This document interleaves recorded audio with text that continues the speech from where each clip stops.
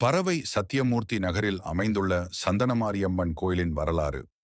மதுரை மாவட்டத்தின் புனித நிலமான பரவை சத்தியமூர்த்தி நகரில் அமைந்துள்ள அருள்மிகு சந்தனமாரியம்மன் திருக்கோயில் பல நூற்றாண்டுகளாக பக்தர்களின் நம்பிக்கையின் மையமாக விளங்குகிறது. சுமார் 500 முதல் 1000 ஆண்டுகள் பழமையான இந்த கோயில் பக்தர்களின் வேண்டுதல்களுக்கு பதிலளிக்கும் அருள் தெய்வமாக அறியப்படுகிறது. புராணங்களின்படி ஜமதக்னி முனிவரின் மனைவியான ரேணுகா தேவி தன் கணவருடன் வாழ்ந்து வந்தாள். ஒரு நாள் கார்த்தவீரியார்ஜுன மன்னன் ஜமதக்னி முனிவரை கொன்றுவிட்டான். அந்த செய்தி கேட்ட ரேணுகாதேவி தன் கணவருடன் சேர்ந்து உடன்கட்டை ஏற தீர்மானித்தாள். ஆனால் அதே வேளையில் பெருமழை பெய்து தீயை அணைத்தது. பின்வந்த வெள்ளம் ரேணுகாதேவியை அடித்து சென்று ஒரு வேப்ப மரத்தின் அடியில் தள்ளியது. உடல் முழுவதும் தீக்காயங்களால் வலித்து தாய் வேப்பிலைகளை ஆடைகளாக அணிந்தாள். உடல் வெப்பம் தனக்குள் பருகினாள். தீப்புண்கள் ஆற சந்தனம் தடவினாள்.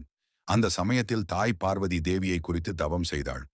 அவளது பக்தியில் மகிழ்ந்த பார்வதி அன்னை தன் அம்சத்தையே ரேணுகா தேவிக்கு அருளினாள்.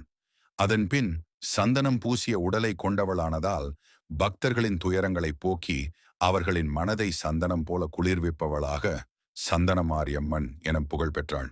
பரவை சந்தனமாரியம்மன் கோயிலின் சிறப்புகள். பரவை கோயிலின் சிறப்பாக இங்கு சிவபெருமானின் சந்நிதியின் வலதுபுறத்தில் அம்மன் சந்நிதி அமைந்துள்ளது. இது மதுரை, ராமேஸ்வரம், நெல்லை கோயில்களில் காணப்படும் சிறப்புடன் ஒத்ததாகும். கோயில் பிரகாரத்தில் 5 தலை நாகதேவி சந்நிதி அமைந்துள்ளது.